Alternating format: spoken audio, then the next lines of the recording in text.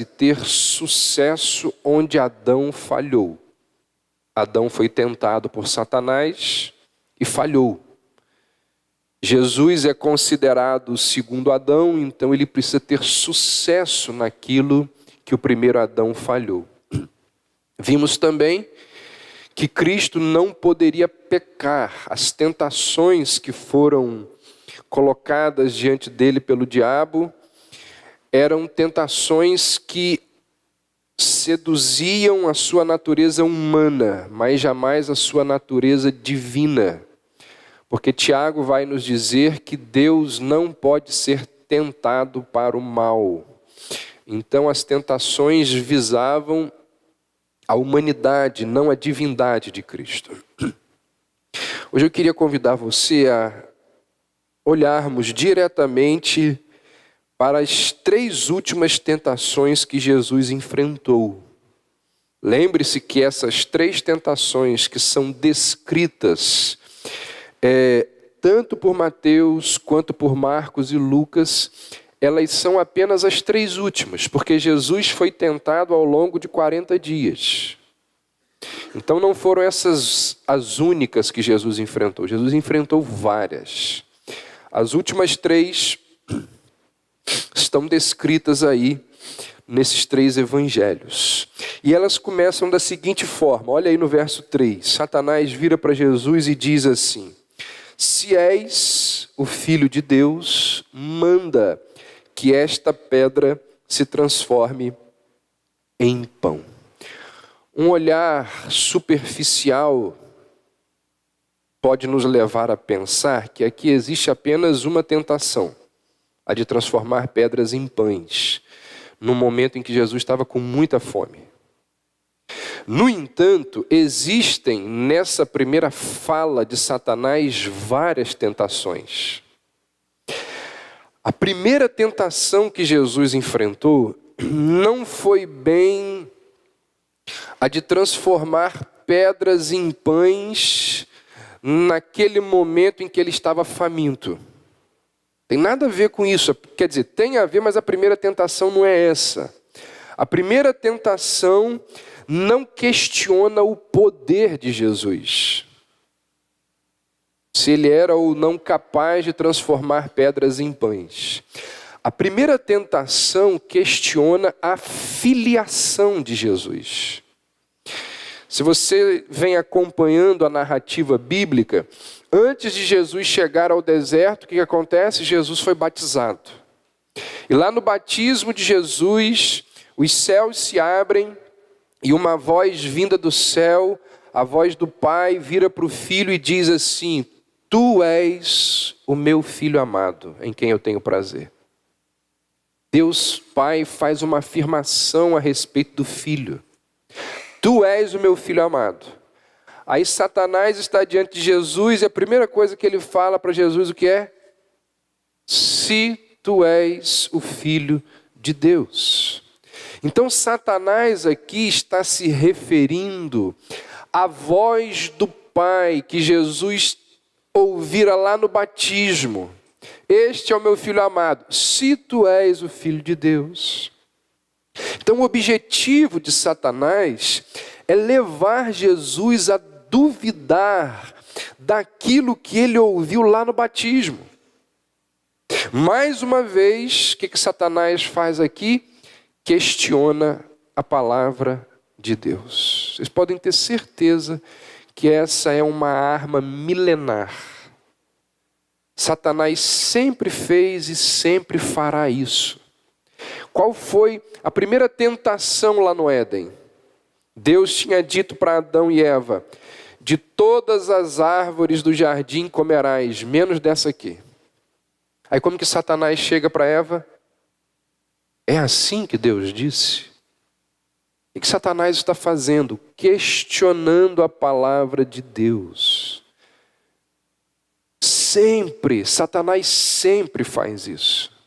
Sempre questiona a ordem de Deus. Será que é assim mesmo? O diabo está dizendo a Jesus o seguinte: tu ouviste uma voz dos céus dizer que tu eras, ou que tu és o amado Filho de Deus. Mas você realmente acredita nisso? Porque onde estão os sinais deste amor? Olha o desconforto e as provações que você vem enfrentando nesses últimos 40 dias. Até as feras se alimentam da grama que cresce diariamente. E você, padecendo de fome aí, ó. As melhores provisões que você possui são pedras duras ao seu redor. Você acha que se você realmente fosse amado por Deus, Deus não estaria aqui te servindo? Então mande que estas pedras se transformem em pães. Se teu Deus fosse realmente amoroso, Ele já havia providenciado para você sustento há muito tempo. Se você é o Filho de Deus, mate a sua fome. Esta tentação, ela é muito mais sutil do que nós imaginamos. Esta tentação, ela vem sobre todos nós continuamente, constantemente.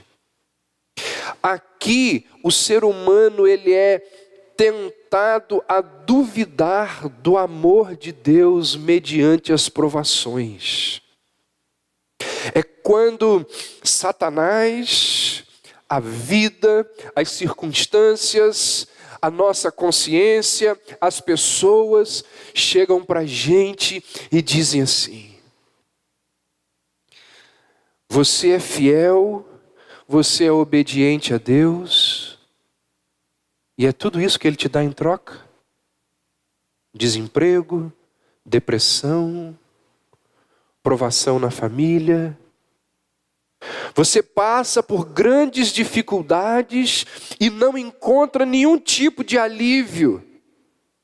Seria você um filho de Deus? O que disse a mulher de Jó? Abandona o teu Deus e morre, Jó. Porque as suas provações mostram que o teu Deus deixou de ser útil. Joga ele fora. Porque se Deus realmente fosse útil e bom para você, Ele não deixaria você estar passando por tudo que você está passando. Então perceba que Satanás utiliza esse tipo de tentação ao longo dos séculos.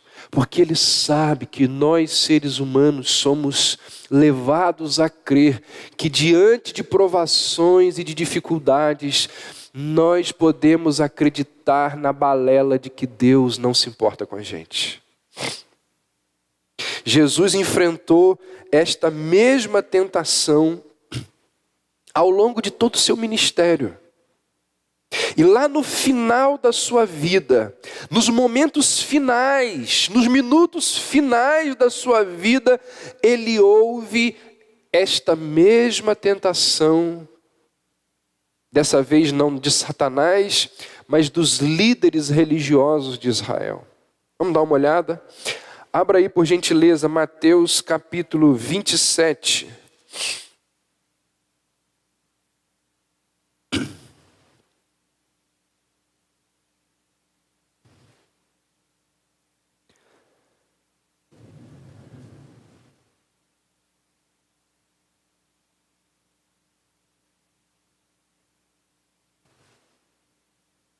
Olha o que diz o verso 40.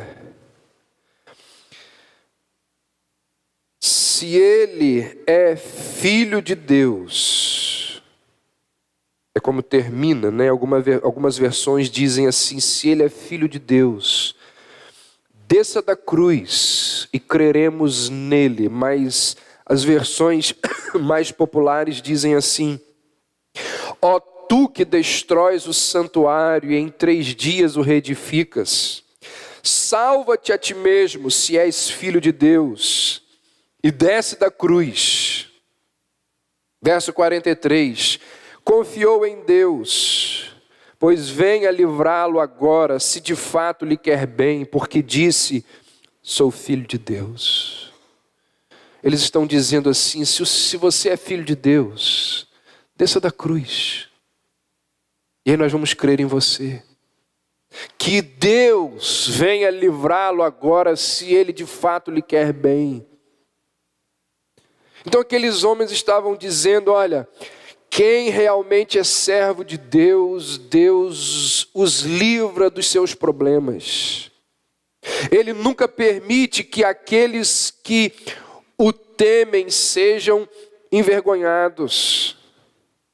Este homem enfrenta grande angústia, diziam eles, mas se ele é o Filho de Deus, ele será liberto dessa calamidade. Se Deus não livrá-lo, mas permitir que pereça nesta angústia, é sinal de que Deus o rejeitou. Então aqui você pode perceber que Deus usa muita gente para nos acusar. Deus usa muitas pessoas para nos acusar.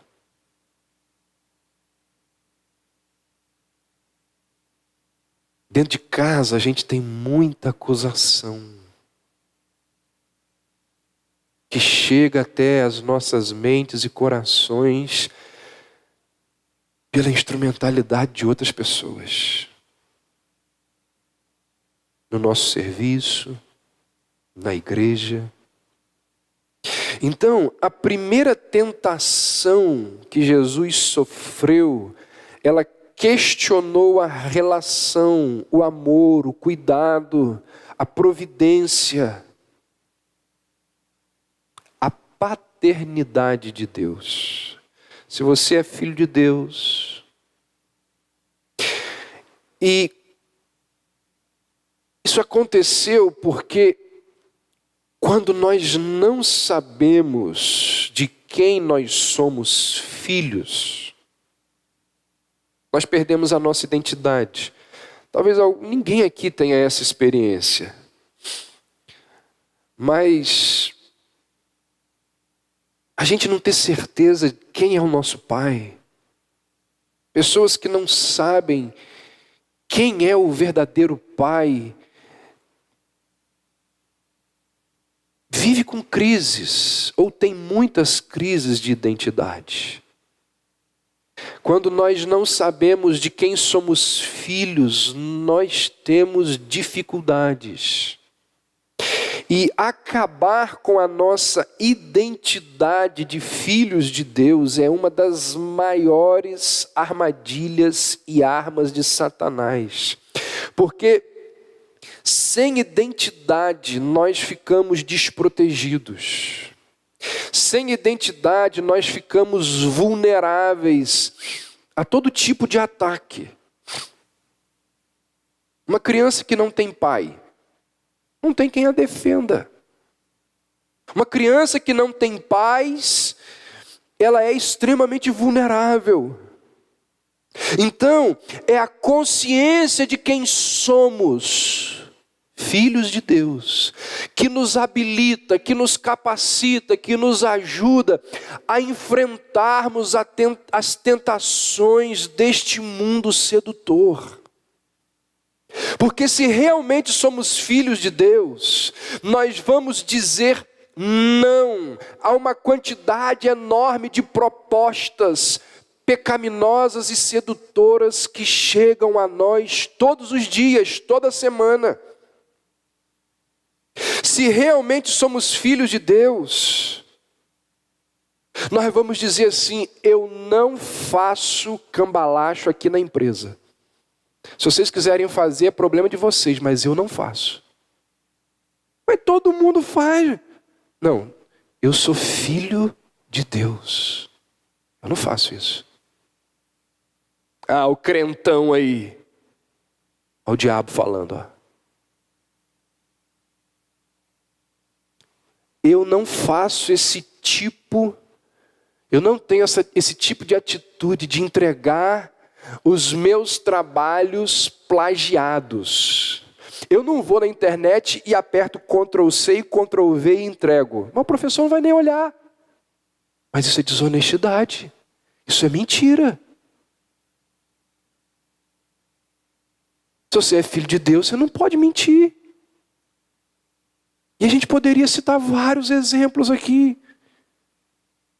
Por sermos filhos de Deus, nós sabemos que não podemos ser coniventes com determinadas situações. Olha, não deixa eu ver. Porque se eu ver, eu vou falar. Você é fofoqueiro? Não se trata de fofoca. Se trata de justiça e honestidade. Eu sou filho de Deus. Por sermos filhos de Deus, nós não nos misturamos com aquelas coisas erradas que as pessoas normalmente fazem e que acham normal fazer. Não, eu não vou fazer. Mas por quê? Porque eu sou filho de Deus. Zelamos pela integridade, pela honestidade, pela transparência.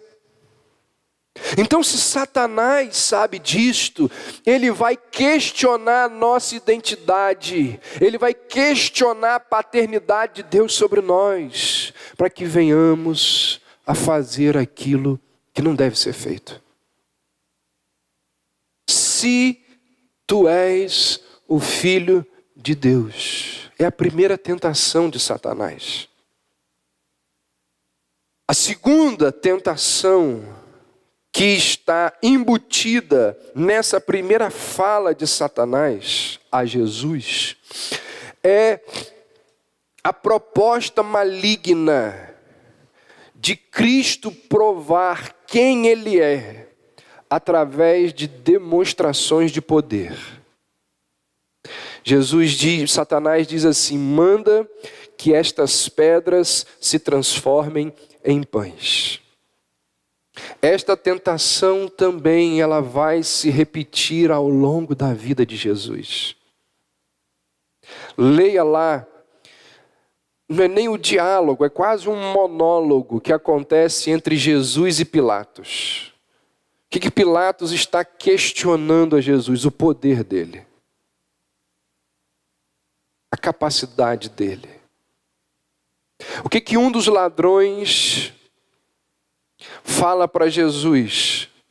Não és tu o Cristo? Salva-te a ti mesmo e a nós também. Ele está dizendo, você não diz que é o Deus Todo-Poderoso?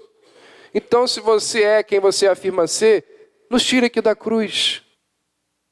É a tentação de usar o poder para fazer algo que ele não deveria fazer através do seu poder. Porque como nós vimos semana passada, Jesus veio a este mundo para viver, sofrer e morrer em nosso lugar como homem. Ele não anula os seus atributos, mas ele deixa de usá-los. Paulo vai dizer em Filipenses 2 que, sendo Deus, ele não usou a prerrogativa de ser Deus para facilitar as coisas para ele. Então, a segunda tentação que ele enfrenta, a segunda proposta diabólica, é de provar quem ele é através de demonstrações de poder. A terceira e mais óbvia tentação que Jesus enfrentou nessa primeira proposta do diabo foi a tentação do alimento. Jesus estava com fome, com muita fome. Diz o verso 2 que ao final daqueles dias ele teve fome. E Satanás percebe aquele momento de vulnerabilidade de Jesus e o ataca exatamente ali. Exatamente ali. Isso aqui é um lembrete. Isso aqui é um lembrete a todos nós. Deixa eu falar uma coisa para você. Satanás sabe exatamente quais são os seus pontos fracos. Ele sabe direitinho. E ele vai te atacar ali. Ele vai te atacar nos seus pontos fracos. Ele sabe que o momento mais oportuno para sermos tentados é quando nós estamos mais debilitados naquela circunstância.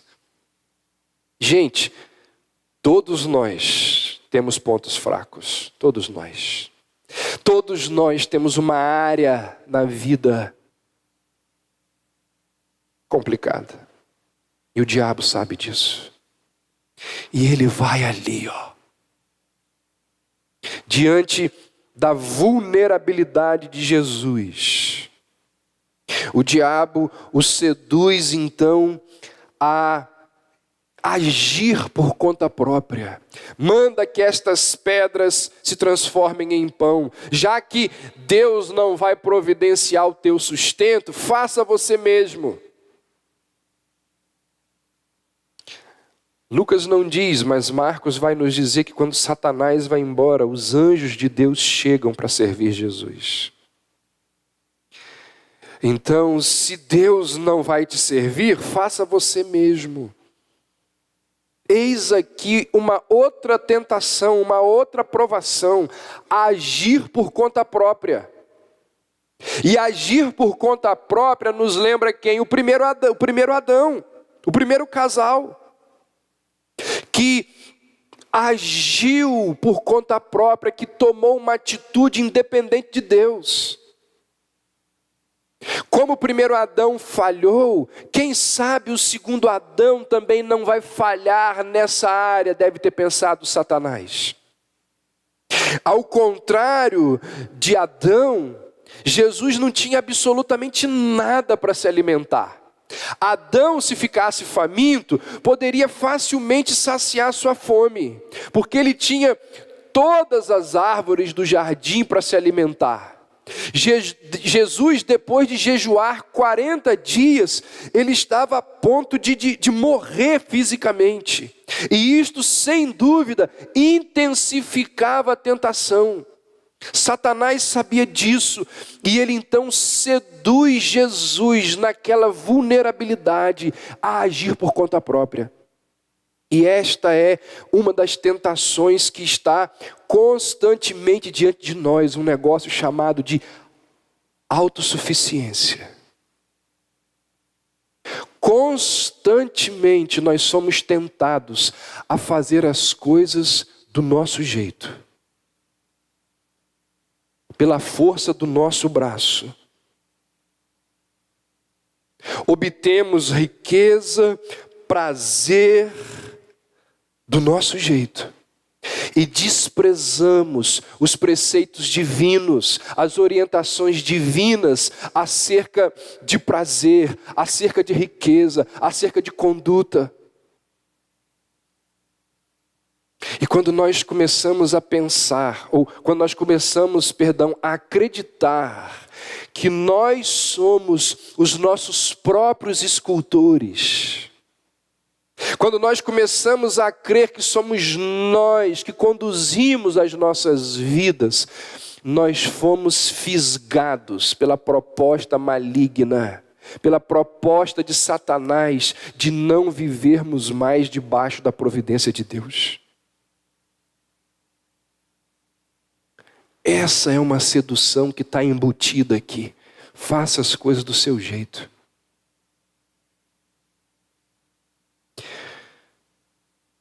Vejam a resposta que Jesus dá a Satanás. Verso 4. Está escrito: não só de pão viverá o homem. Jesus está dizendo ao diabo mais ou menos o seguinte: você insiste em trazer dúvida e suspeita ao meu coração com relação à promessa do meu Pai. Você faz esse questionamento devido à minha fome, devido à minha carência. Você é audacioso ao sugerir que o Pai não cuida de mim. Mas você é enganador, sofista, corrupto. E o seu argumento está repleto de blasfêmias. Porque você vincula o amor, a misericórdia e a providência de Deus ao sustento físico. E isso não é ensinado em nenhum lugar das Escrituras. Então, Satanás, nem só de pão viverá o homem. Ou seja, Jesus está dizendo assim: você está pensando que a felicidade humana consiste apenas em coisas materiais? A felicidade humana consiste nas promessas de Deus. É aqui que está. Jesus diz: nem só de pão viverá o homem. Você está achando que a minha felicidade está ligada a coisas materiais? Você está muito enganado. Muita gente crê nisso, né? É muito interessante observar um detalhe valiosíssimo que muita gente não percebe. Se você começar a ler o Evangelho de Lucas, até esse momento aqui, a primeira vez que Jesus fala é aqui. O primeiro registro de Lucas de uma palavra falada de Jesus no seu ministério é aqui. Tem lá aquele episódio lá dos 12 anos, quando ele fala com a mãe, mas a primeira fala de Jesus no seu ministério é aqui. E é uma citação bíblica, é uma citação de Deuteronômio 8. Quando Jesus fala, nem só de pão viverá o homem, Jesus está citando algo que Moisés disse lá em Deuteronômio 8. Se você lê o contexto ali de Deuteronômio 8, e não só esse capítulo, mas os capítulos posteriores, você vai ver que Moisés está ensinando ao povo de Deus a confiar e a descansar na providência de Deus. E Moisés diz no seu discurso, ele menciona os perigos, as lutas, os desafios que o povo enfrentou ao longo do deserto. Moisés mostra para o povo que ao longo de 4 décadas, Deus se manteve fiel em conduzir o povo até a terra prometida, mesmo diante de todos os perigos. Sabe o que isso significa? Que o texto bíblico que Jesus utiliza para responder a Satanás, que é o de Deuteronômio 8, naquele contexto, deixa evidente que pobreza ou necessidade não excluem a providência ou o cuidado de Deus. O texto bíblico que Jesus cita para responder a Satanás deixa claro que, mesmo em meio aos perigos e dificuldades, Deus nunca abandonou o seu povo. O texto bíblico que Jesus cita para responder a Satanás evidencia que o Senhor levou Israel até a terra prometida, como tinha prometido. Mas isso não isentou o povo de passar por perigos, por provações, por necessidades. Quando Jesus diz assim, nem só de pão viverá o homem, Jesus está dizendo, o cuidado de Deus, a providência de Deus não é vista apenas em livramentos e providências.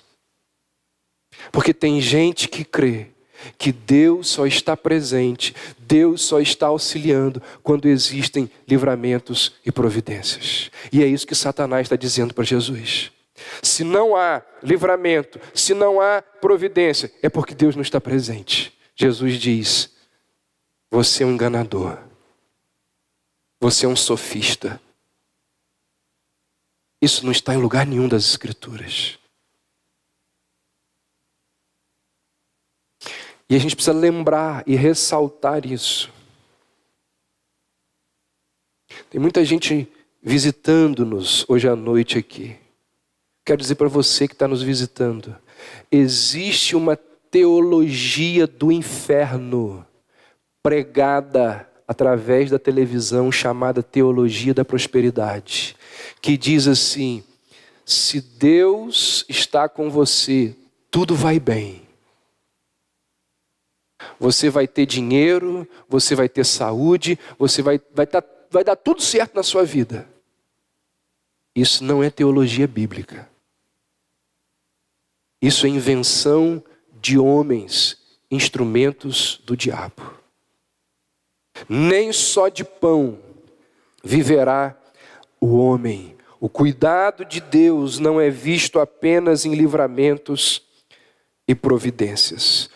Logo depois, Satanás faz a sua segunda tentativa. Olha o que dizem os versos 6 e 7. Disse-lhe o diabo: dar-te-ei toda esta autoridade e a glória destes reinos, porque ela me foi entregue e a dou a quem eu quiser. Se tu, prostrado, me adorares, será tudo seu, será toda tua. É muito interessante, eu gosto demais dessas, e eu acho que não é por acaso, mas desses detalhes da Escritura. Existem inúmeras comparações entre as duas tentações relatadas na Bíblia, entre Jesus e Adão. E quando você compara essas duas tentações, você vê muitos detalhes interessantíssimos. Por exemplo, na tentação a Eva, o diabo apresenta o fruto proibido, primeiro como bom para comer e depois agradável aos olhos. E tanto Eva quanto Adão foram dominados por esses dois encantamentos: agradável para comer, bom para comer e agradável aos olhos. Aqui com Jesus, Satanás primeiro tenta Cristo para transformar pedras em pães, que seria bom para comer. E depois ele faz o quê? Ele leva Jesus a olhar para os reinos deste mundo, para a glória dos reinos deste mundo que eram agradáveis aos olhos. Igualzinho. Em ambas as coisas, em ambas tentações, Cristo vence Satanás. Naquilo que os nossos primeiros pais caíram, Jesus manteve-se firme. Que coisa extraordinária, irmãos. Que coisa extraordinária. Às vezes nós somos tentados a olhar para esse relato aqui e achar que Jesus resistiu a essas tentações com algum auxílio da sua divindade. Como disse o pastor Gilson semana passada, Jesus é forte. Jesus é forte.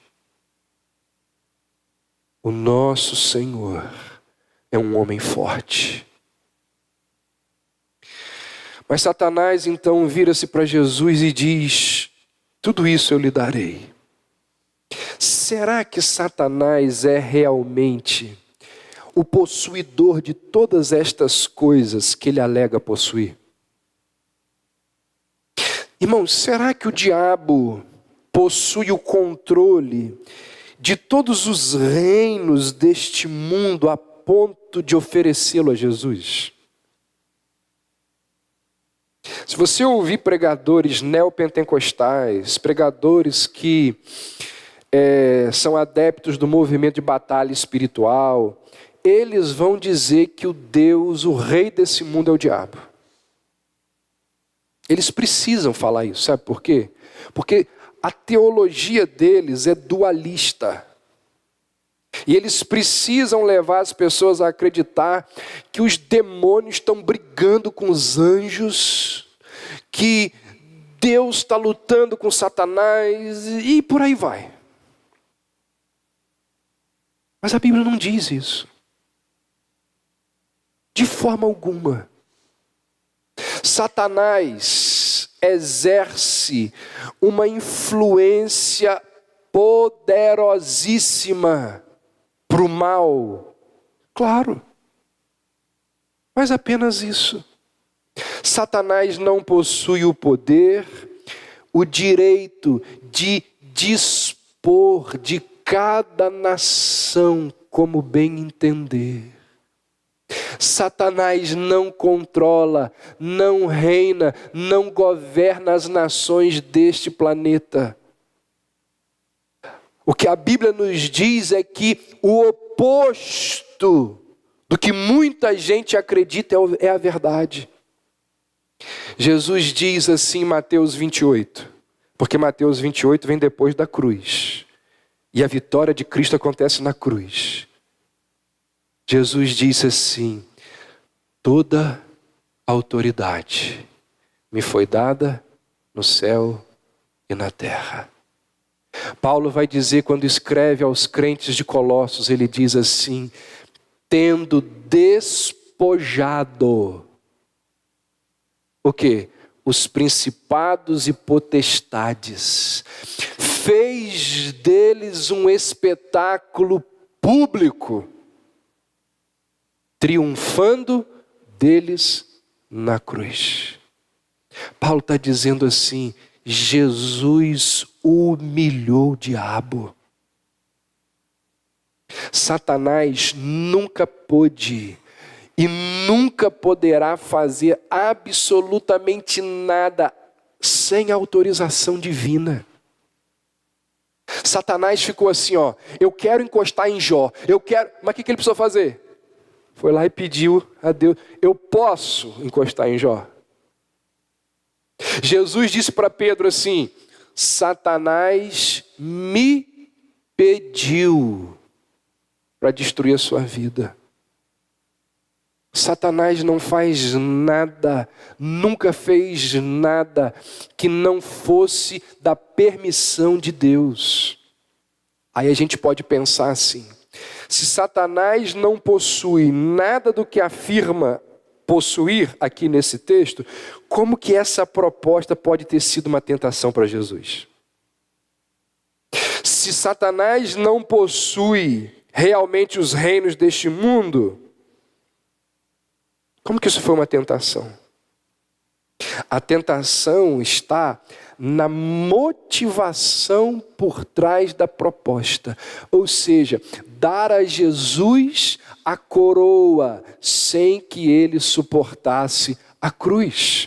Vocês podem observar que as três tentações desejavam desviar Jesus do caminho difícil da obediência.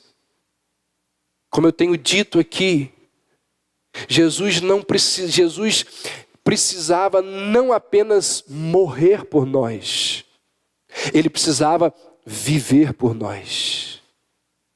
Ele ainda tinha 3 anos pela frente para viver em nosso lugar. E Satanás queria facilitar o caminho difícil, que seria aquele caminho que levaria Jesus até a cruz.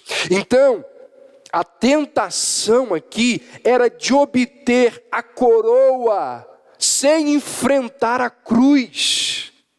Obter a exaltação sem a luta, sem a agonia. Era a proposta de Satanás. Ter as coisas de maneira fácil, sem ter que lutar por elas. É uma tentação que todos nós enfrentamos até hoje. Porque Cristo aqui, preste atenção nisso, nenhum de nós aqui é tentado literalmente como Cristo foi. Ninguém aqui vai ser tentado a transformar pedras em pães. Mas nós seremos tentados a duvidar do amor de Deus por nós. Ninguém aqui vai ser tentado a dominar todos os reinos do mundo, se adorar o diabo. Mas nós seremos tentados a obter aquilo que desejamos de forma mais fácil. Hoje em dia, Satanás ainda quer nos oferecer um falso caminho. Um caminho rápido, de fácil acesso, sem dificuldades ao nosso alvo, até mesmo a presença do Pai. É pregado nos dias de hoje que vida cristã não é tanta luta como nós imaginávamos, ou como se dizia há 20, 30 anos atrás. Que isso? Vida cristã não é isso tudo. Aí você pega lá o autor aos Hebreus e diz assim: vocês ainda não resistiram à tentação até sangrar. Mas o diabo está lá dizendo: que isso? As coisas não são bem assim. Não precisamos ser tão santos e tão comprometidos como a Bíblia ordena. Está lá, buzinando no nosso ouvido o tempo todo. A serpente, ela continua fazendo as suas vítimas ao longo de décadas, de séculos. Muitos acreditam, caem na tentação de que é possível alcançar o seu objetivo sem luta, sem trabalho. O que eu quero dizer com isso? Existe uma renca, existe uma quantidade enorme de pessoas que deseja ser curada pelo milagre. Se não for através de milagre, eu não vou ser curada. Nós temos uma pessoa aqui na igreja, 3 anos atrás, ou 2 anos atrás, a avó dele faleceu. Eu fui no enterro dela. Sabe por que ela morreu?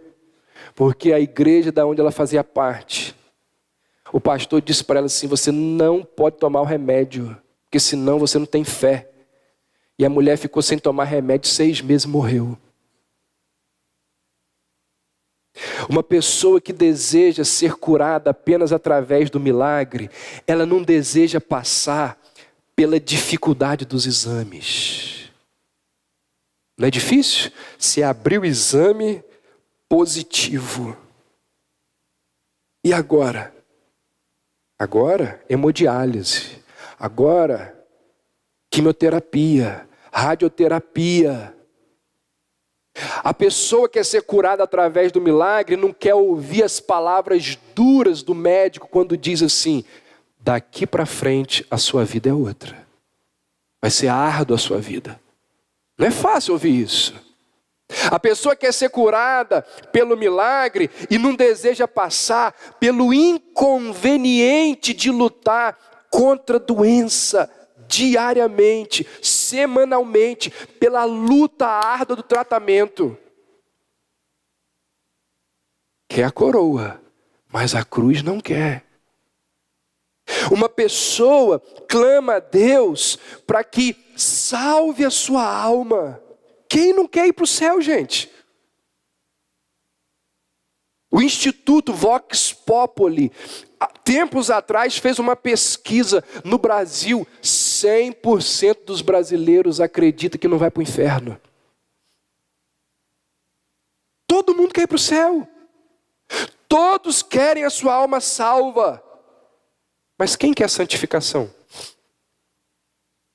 Quem quer carregar a cruz? Quem quer mortificar os pecados? Quem quer seguir a Cristo? A glória nós queremos, mas a cruz?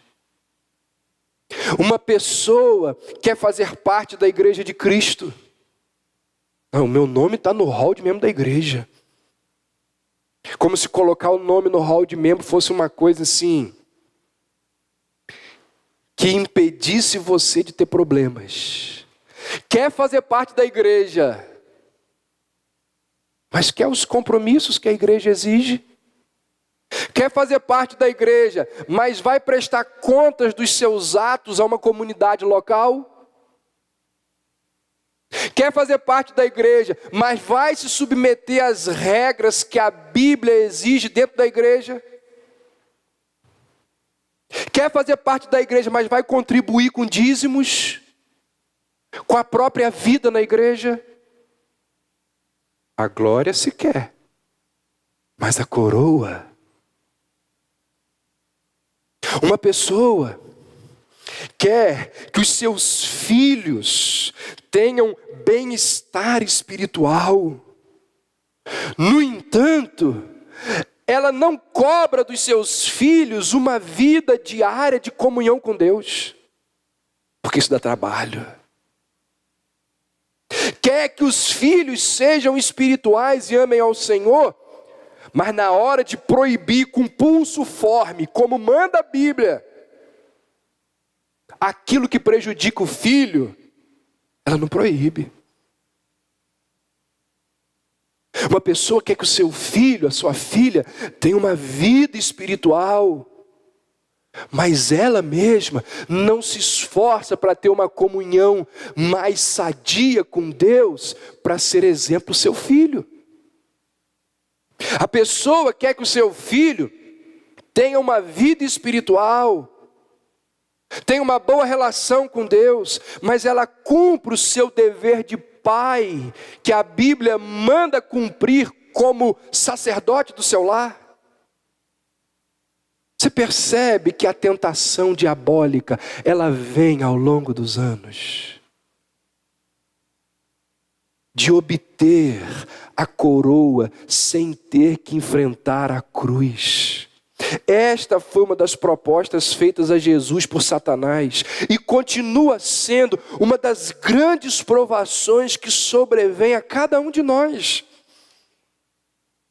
Gente, nós queremos as facilidades, mas os compromissos nós não queremos. A tarefa árdua, diária, constante, a gente não quer. Eu sei, você sabe, nós sabemos como que é difícil lutar contra o pecado. Todos os dias, Satanás bate na porta da minha mente. E bate várias vezes. E se eu não resistir, eu caio. E se eu não resistir, ele não vai embora. É árduo. E a gente quer ter uma intimidade, uma comunhão, respostas, orientações de Deus, sem santificação. Não vai ter.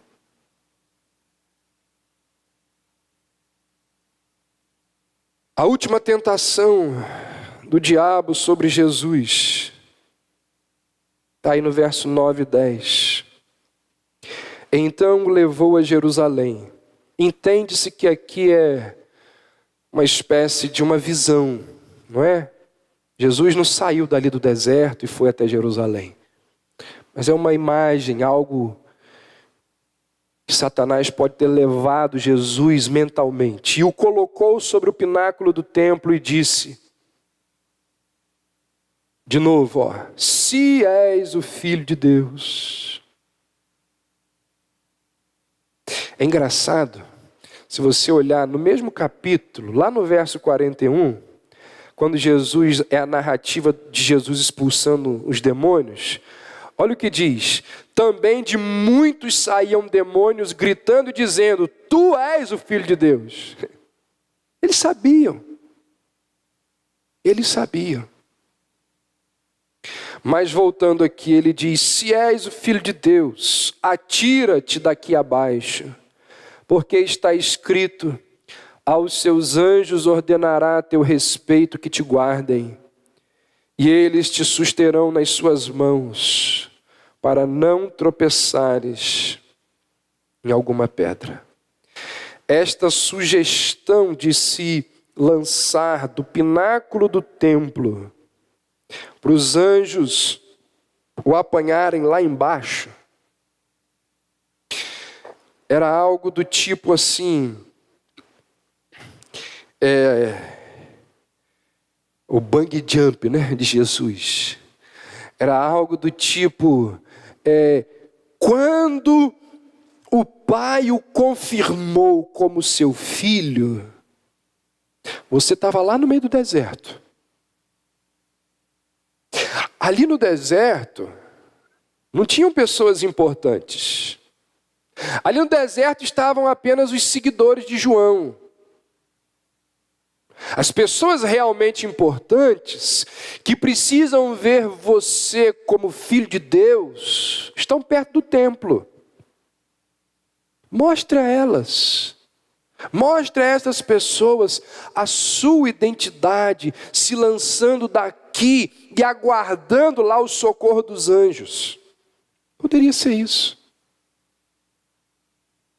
Mas aqui é a tentação de tentar Deus.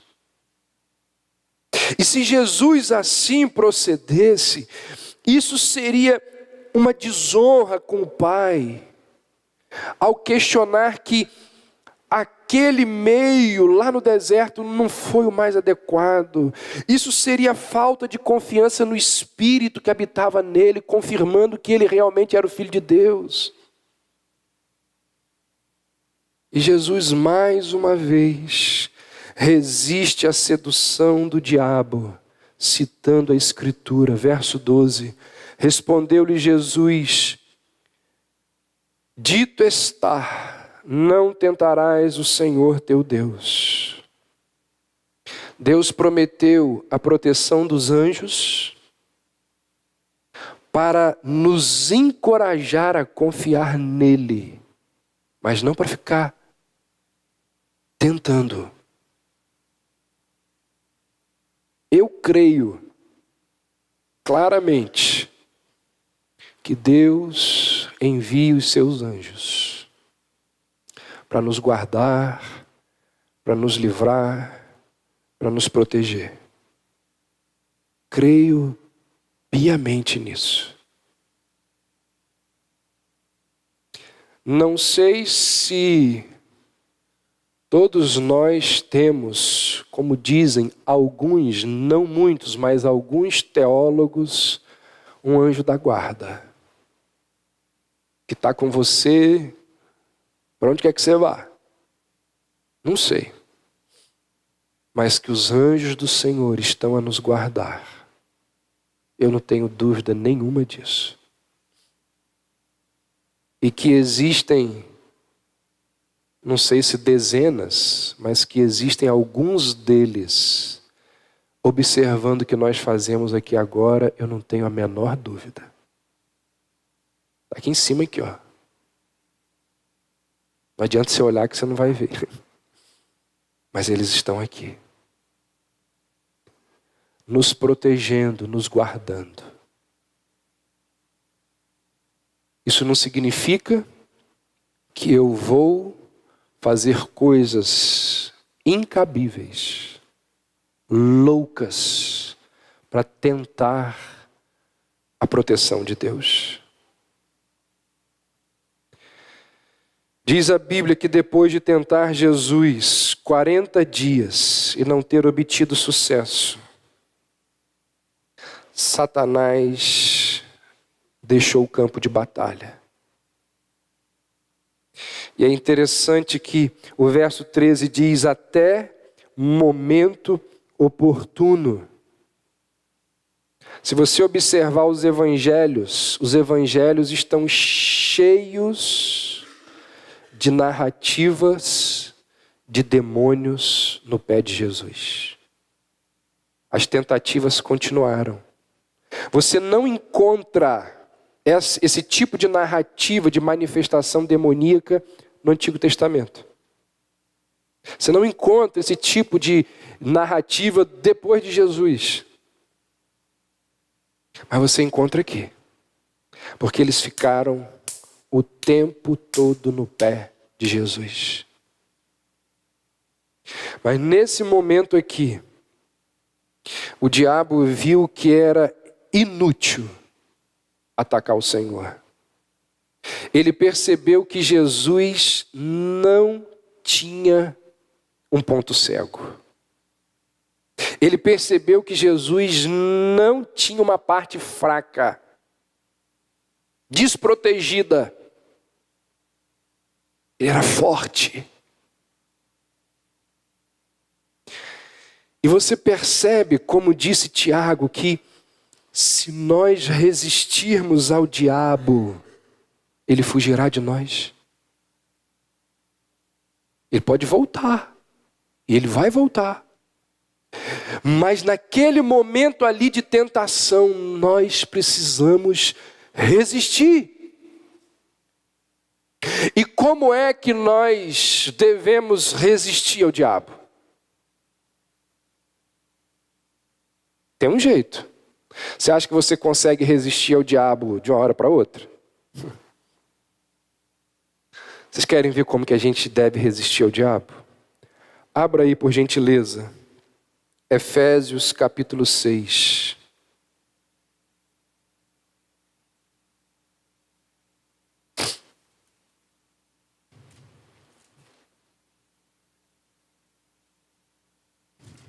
Efésios 6, a partir do verso 11.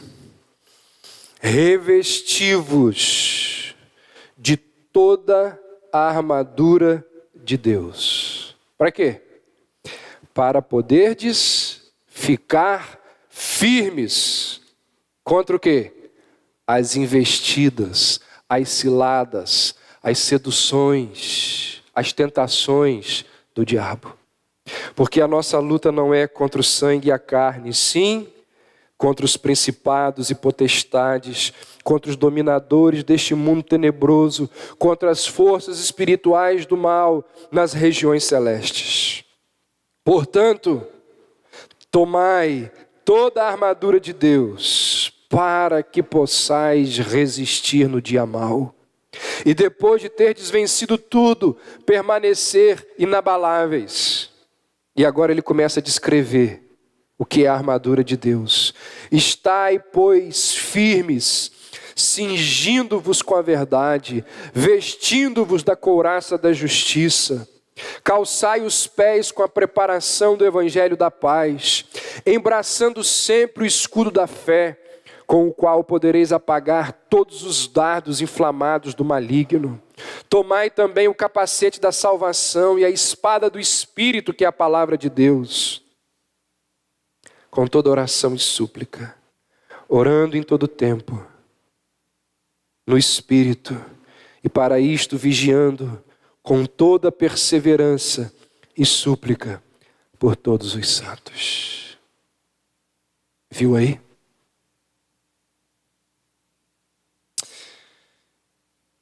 Eu quero fazer algumas considerações finais.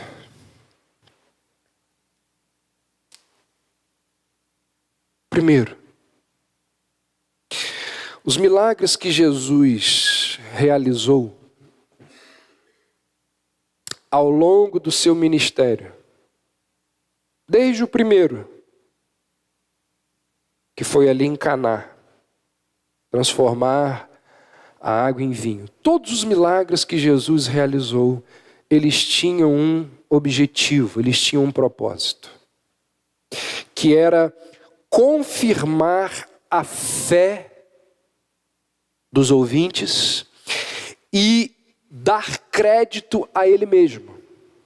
Para que as pessoas olhassem para ele e vissem que ele era quem ele afirmava ser.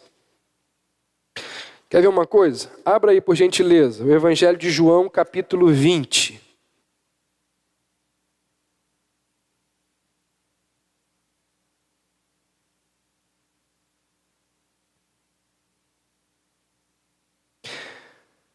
Verso 30 e 31 dizem assim: na verdade, Jesus fez diante dos discípulos muitos outros sinais ou milagres que não estão escritos neste livro.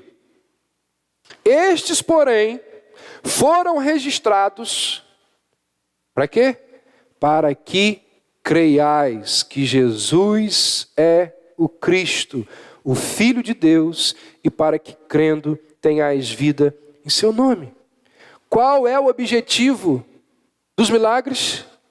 Levar as pessoas que estavam vendo e ouvindo Jesus a crerem nele. O objetivo dos milagres era confirmar a fé dos ouvintes, era dar crédito àquele que pregava. Então, gente, Jesus nunca realizou um milagre para entreter ninguém. Jesus nunca realizou nenhum milagre para satisfazer a curiosidade de ninguém. Quando Pilatos envia Jesus para Herodes, o que Herodes disse? Faz uma coisa aí para eu ver, faz. Não foi? Faz algumas coisas aí que o povo diz que você faz que eu quero ver. Que homem mesquinho. Jesus nunca fez nenhum milagre por entretenimento ou para satisfazer a curiosidade de ninguém. Os milagres divinos na história, e não apenas os de Jesus, eram exclusivamente para confirmar uma mensagem. Foi por causa dos milagres que Jesus realizou que Nicodemos procurou Jesus. Lembra disso? Quando Nicodemos chega para Jesus ali de noite, ele vira para Jesus e diz assim: sabemos que tu és mestre vindo da parte de Deus. E como que Nicodemos chegou a essa conclusão? Ele diz: porque ninguém pode fazer estes sinais que tu fazes se Deus não estiver com ele. Então, os milagres, eles foram operados para a confirmação da fé, para dar crédito ao mensageiro. Sabe o que isso significa? O diabo tinha fé para ser confirmada. Jesus estava no deserto pregando para alguém, então ele não tem que fazer milagre nenhum ali.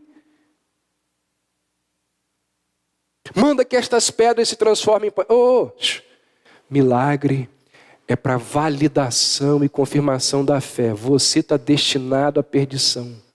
Estou pregando para ninguém aqui.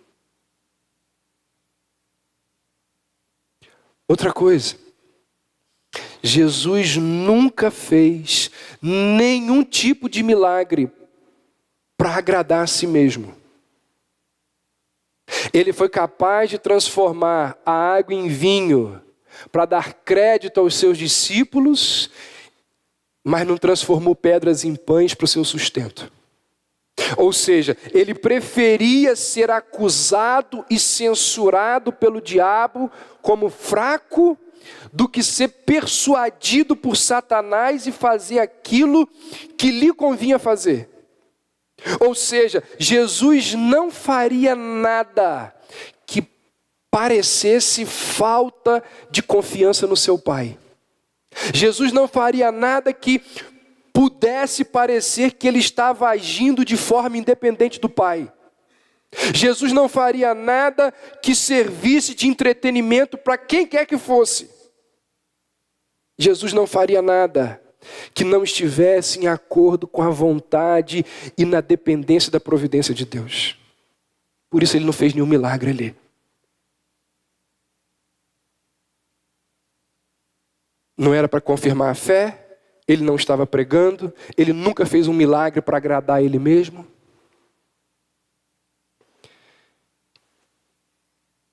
E uma última observação acerca do texto. Se você observar todas as respostas que Cristo dá a Satanás são citações das Escrituras. Não é? Gente, pensa nisso. Olha só, pensa nisso. Jesus estava cheio do Espírito Santo. Nós já vimos isso sermões atrás. A Jesus foi dado o Espírito sem medida. Nenhum outro homem recebeu o Espírito como Jesus recebeu. Jesus tinha uma doutrina para pregar, uma religião para fundar. Jesus era forte. Jesus era o Filho de Deus. E apesar de tudo isso e muitas outras coisas que eu poderia lembrar aqui, como que ele resiste ao diabo? Usando a Escritura. Ele poderia resistir ao diabo de tantas outras maneiras, mas ele cita as Escrituras. Tem muitos motivos pelos quais ele faz isso, mas um deles é para nos mostrar como que nós devemos resistir ao diabo. No texto que nós lemos lá da armadura do cristão, o apóstolo Paulo diz que a Bíblia é a nossa espada. E nós devemos usá-la contra os ataques sedutores do diabo. É muito interessante que na época lá do Império Romano, uma época de conflitos militares o tempo todo, os romanos tinham muitas espadas. Tinham espadas as mais diversas, grandes, pequenas. E existia uma espada que era menorzinha, chamada de machaira, que era aquela espada que servia para defesa pessoal. Ou seja, quando você ia para a guerra, você não usava machaira. Se você estivesse em casa e um ladrão invadisse a sua casa, provavelmente o que você ia usar era machaira. Você sabe qual é a espada que Paulo cita lá em Efésios 6? Machaira. Sabe o que isso significa? Eu não tenho que sair por aí procurando o capeta para destruir ele. Eu tenho que ter a espada junto de mim para quando ele vier me atacar, eu fazer resistência a ele. A Bíblia não deve ser usada para ficar desbaratando os terreiros de macumba, esses lugares onde aparentemente o diabo se manifesta.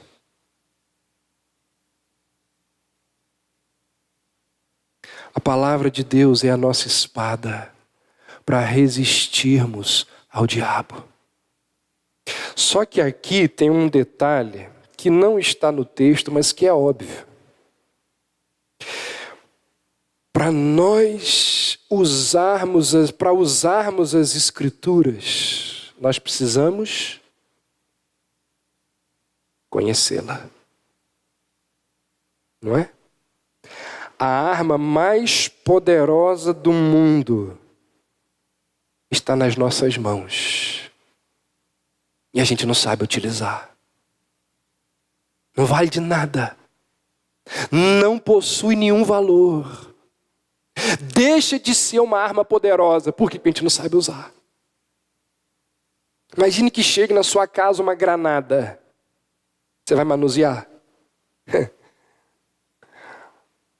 Você vai tirar o pino, você vai...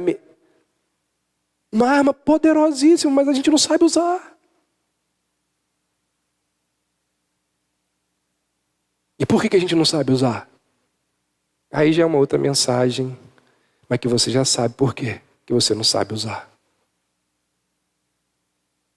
E aí o que acontece? O diabo vem e nos tenta. Você não é filho de Deus. Se você fosse filho de Deus, você não estava passando por isso. Aí você cai. Aí o diabo diz, vai por aquele caminho ali que é mais fácil. Vai por aquele atalho. Aí você não sabe usar a escritura. Você cai.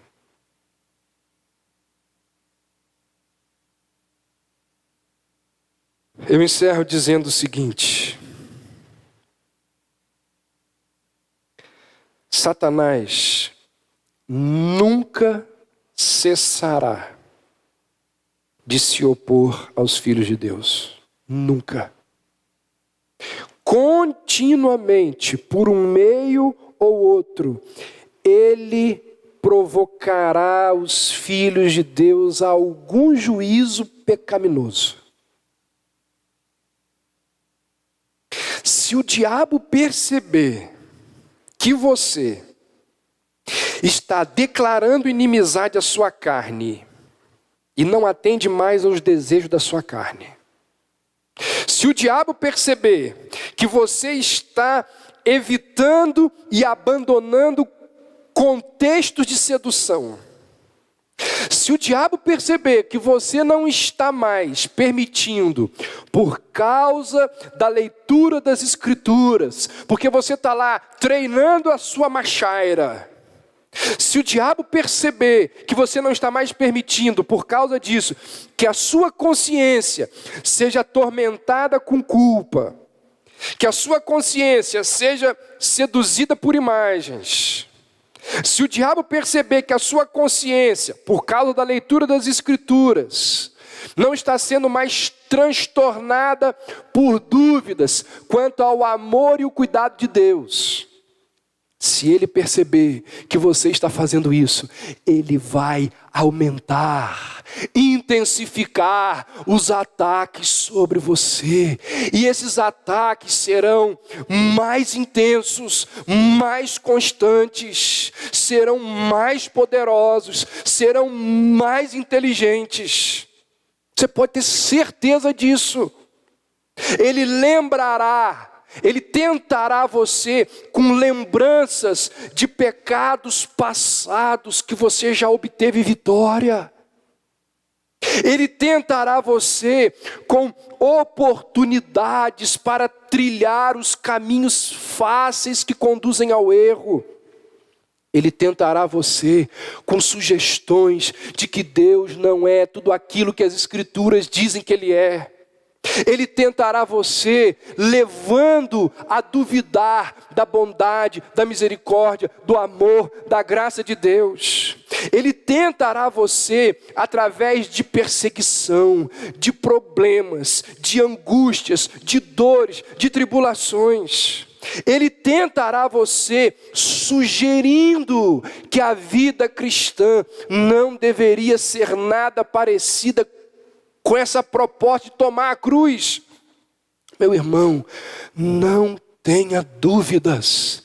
Através de infinitos meios, ele vai tentar minar a sua fé.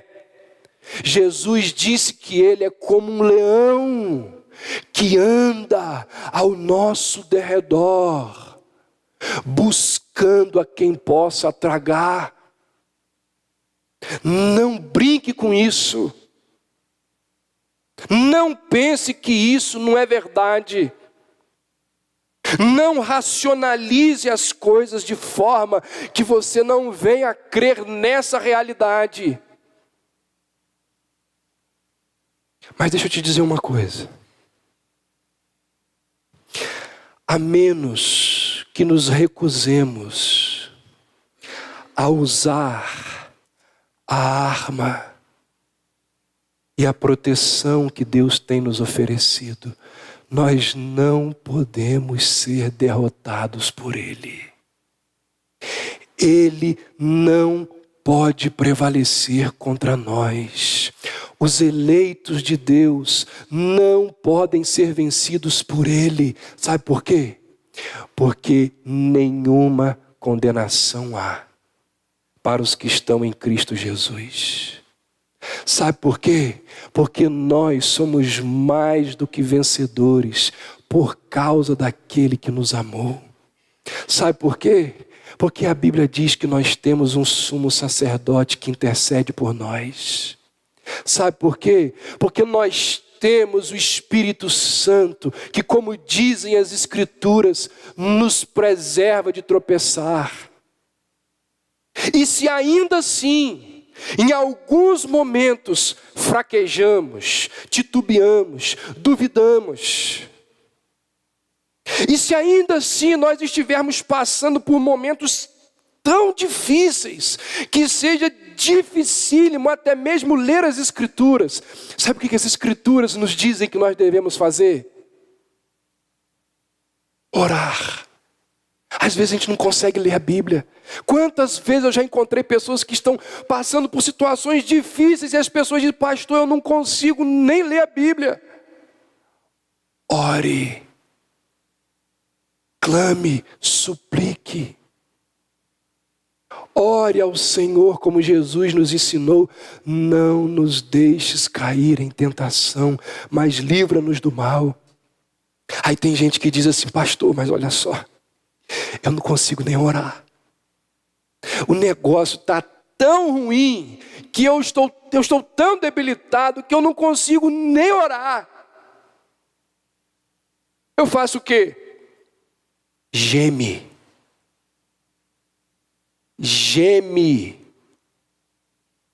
Grunhido, igual bicho. Geme na direção do céu. Geme. Sabe por quê? Porque Paulo diz assim: o Espírito nos ajuda na nossa fraqueza, porque não sabemos o que havemos de pedir como convém. Mas o Espírito mesmo intercede por nós com gemidos inexprimíveis. E aquele que esquadrinha os corações sabe qual é a intenção do Espírito, que ele, segundo a vontade de Deus, intercede pelos santos. Geme. E aí Paulo diz: e sabemos que todas as coisas concorrem para o bem daqueles que amam a Deus, daqueles que são chamados segundo o seu propósito. Porque o que dantes conheceu, também os predestinou para serem conformes à imagem do seu Filho, a fim de que ele seja o primogênito entre muitos irmãos.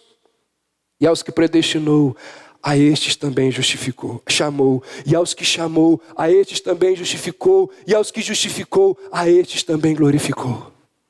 Você tem isso na sua mente? Aí Paulo continua e diz assim: que diremos, pois, à vista destas coisas? Que coisa? Que ele acabou de falar. Predestinado, chamado, justificado, glorificado, mas passando por tribulação. Paulo diz: se Deus é por nós, quem será contra nós? Aquele que nem mesmo ao seu próprio Filho poupou, antes o entregou por todos nós, como também não nos dará com ele todas as outras coisas? Auxílio, ajuda, socorro. E aí Paulo continua dizendo: quem intentará acusação contra os eleitos de Deus? É Deus quem os justifica. Quem os condenará? Cristo Jesus, diz Paulo, é quem morreu, ou quem antes ressurgiu dos mortos, e hoje ele está à direita de Deus, fazendo o quê? Intercedendo por nós. E aí Paulo passa por um outro argumento, usa um outro argumento, mas diante do mesmo contexto, ele diz: Quem nos separará do amor de Cristo? Tribulação, porque o diabo pode usar essas coisas, né? Tribulação, angústia, perseguição, fome, nudez, perigo ou espada. Como está escrito, por amor de ti somos entregues à morte todos os dias. Por amor de ti fomos considerados como ovelhas para o matadouro. Mas em todas estas coisas somos mais do que vencedores por aquele que nos amou. Que coisa extraordinária. E ele termina a sua doxologia dizendo: porque estou bem certo. Estou bem certo de que nem a morte, nem a vida, nem anjos, nem principados, nem coisas presentes, nem coisas futuras, nem potestades, nem a altura, nem a profundidade, nem qualquer outra criatura podem nos separar do amor de Deus que está em Cristo Jesus, o nosso Senhor.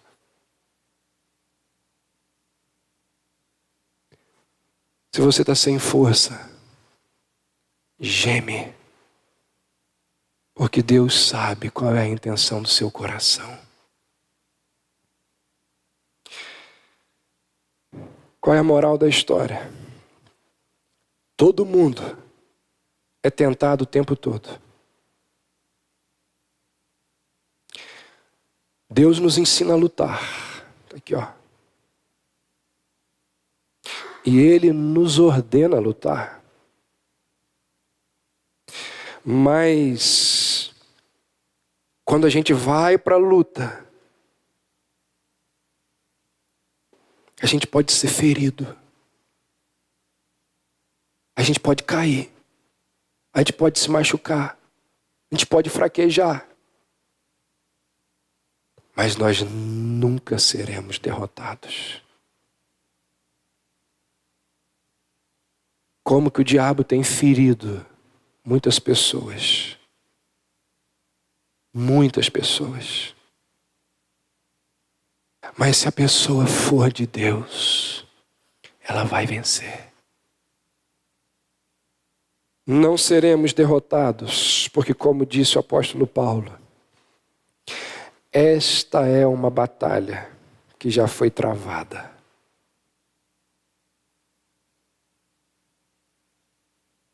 Lá na cruz. E Cristo já venceu. Qual foi a última palavra de Jesus? Tetelestai. Está consumado. Jesus disse: pago completamente. Sabe o que isso nos lembra? De que quem luta por nós, no final das contas, é o Senhor. É Ele que começou e é Ele que completa a obra iniciada. Se você está sem força, meu irmão, geme, porque o Senhor ouve o seu gemido. Que Deus nos abençoe. Vamos orar?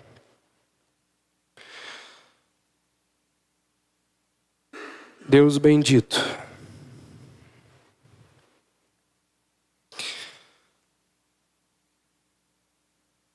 muitas são, ó Deus, muitas são as nossas tentações.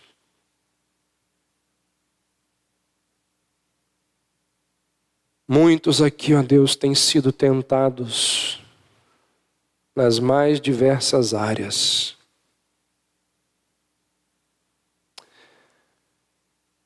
Ó Deus, nós precisamos do Teu auxílio. Nós não temos forças para enfrentarmos o diabo e as tentações deste mundo sem o Senhor. Ó Deus, muitos têm caído exatamente por acreditar que são fortes, sem o teu auxílio e sem a tua ajuda. Ó Deus, abra os olhos destas pessoas para que tenham condições de perceber que só podemos vencer as tentações e as lutas diárias contra Satanás com a tua ajuda, com a tua intervenção. Ó Deus, ensina-nos a manusearmos esta arma poderosíssima que temos, que é a tua palavra. Ajuda-nos, ó Deus, a conhecermos melhor a tua palavra. Ajuda-nos a valorizarmos e a percebermos a importância da oração. E, ó Deus, se há aqui entre nós pessoas que estão passando por momentos tão complicados nas suas vidas, a ponto de terem dificuldade de ler a tua palavra e até mesmo de formular orações, que o Senhor, ó Deus, possa mostrá-las a importância do gemido, daquele clamor que sobe até o teu trono e que o Senhor ouve e que o Senhor conhece o que vai no mais profundo do nosso coração. Ajuda-nos, ó Deus, auxilia-nos na nossa luta diária e constante contra o pecado, contra Satanás. Nós assim oramos e te pedimos, em nome de Jesus.